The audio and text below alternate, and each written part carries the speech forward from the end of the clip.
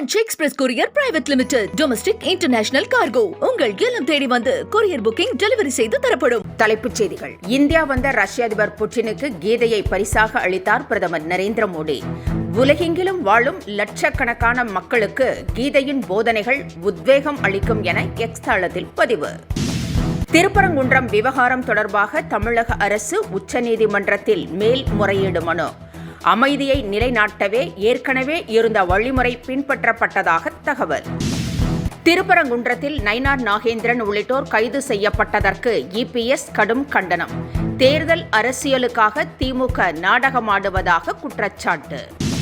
பிரச்சனையை ஏற்படுத்த வேண்டும் என்ற நோக்கத்திலேயே இந்துத்வா அமைப்புகள் செயல்பட்டு வருவதாக அமைச்சர் ரகுபதி குற்றச்சாட்டு. தமிழக அரசு சட்டப்படியே செயல்படுவதாகவும் விளக்கம்.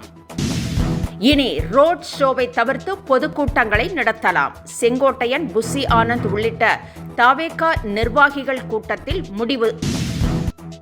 இனி விரிவான செய்திகள். ரஷ்ய அதிபர் விளாடிமிர் புட்டின் 2 நாள் அரசுமுறை பயணமாக இந்தியா வந்திருக்கிறார். டெல்லி விமான நிலையத்தில் பிரதமர் நரேந்திர மோடி அவரை வரவேற்றார். பரதநாட்டியம் உள்ளிட்ட கலை நிகழ்ச்சிகளுடன் சிறப்பான வரவேற்பு அளிக்கப்பட்டது. பின்னர் புட்டினை பிரதமர் மோடி காரில் டெல்லியில் உள்ள பிரதமர் இல்லத்திற்கு அழைத்துச் சென்றார். அங்கு அவருக்கு சிறப்பான விருந்து அளிக்கப்பட்டது.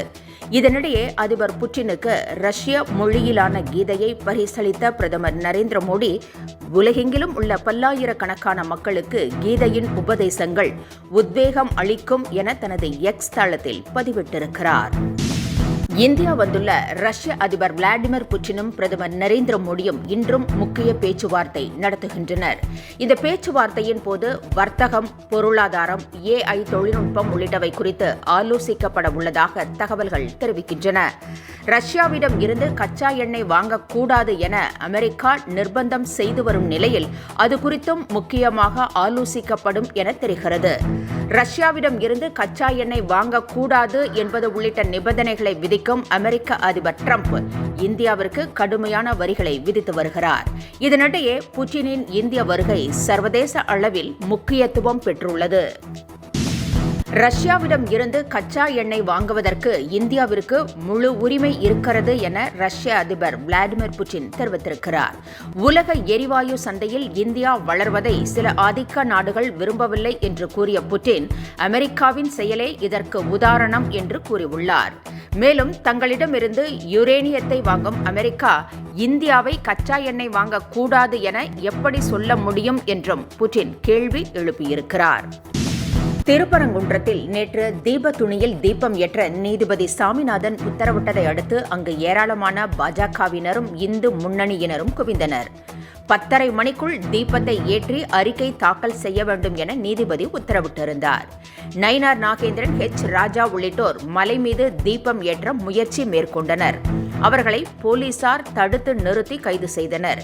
தமிழக அரசு உச்சநீதிமன்றத்தில் மேல்முறையீடு செய்வதால் பாஜகவினர் கலைந்து செல்லும்படியும் போலீசார் அறிவுறுத்தினர். இதனால் அங்கு பதற்றமான சூழல் காணப்பட்டது. திருப்பரங்குன்றம் மலையில் தீபத்துணியில் தீபம் ஏற்ற வேண்டும் என்ற சென்னை உயர்நீதிமன்ற மதுரை கிளை உத்தரவை எதிர்த்து தமிழக அரசு உச்சநீதிமன்றத்தில் மேல்முறையீடு செய்திருக்கிறது. 100 ஆண்டுகளாக தீபம் ஏற்றும் இடத்திற்கு பதிலாக வேறொரு இடத்தில் ஏற்ற கோருவதாகவும் அவ்விடம் தர்காவுக்கு அருகில் இருப்பதாகவும் தமிழக அரசு தெரிவித்திருக்கிறது. சென்னை உயர்நீதிமன்ற மதுரை கிளை உத்தரவால் சட்டம் ஒழுங்கு பிரச்சினை ஏற்பட்டிருப்பதாகவும் தேவையற்ற சர்ச்சையை தவிர்க்கவே தீபம் ஏற்ற அனுமதி தரவில்லை என்றும் மனுவில் குறிப்பிடப்பட்டுள்ளது. திருப்பரங்குன்றத்தில் தீபம் ஏற்றச் சென்ற நயினார் நாகேந்திரன் உள்ளிட்டோர் கைது செய்யப்பட்டதற்கு இபிஎஸ் கடும் கண்டனம் தெரிவித்திருக்கிறார். அரசியல் ஆதாயத்திற்காக திமுக குளிர்காய துடிப்பது இதன் மூலம் தெளிவாகிறது என்று கூறியிருக்கிறார்.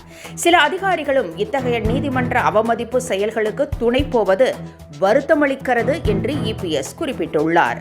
அராஜக போக்கை கைவிட்டு நீதிமன்ற உத்தரவை திமுக அரசு செயல்படுத்த வேண்டும் என்றும் இபிஎஸ் வலியுறுத்தினார்.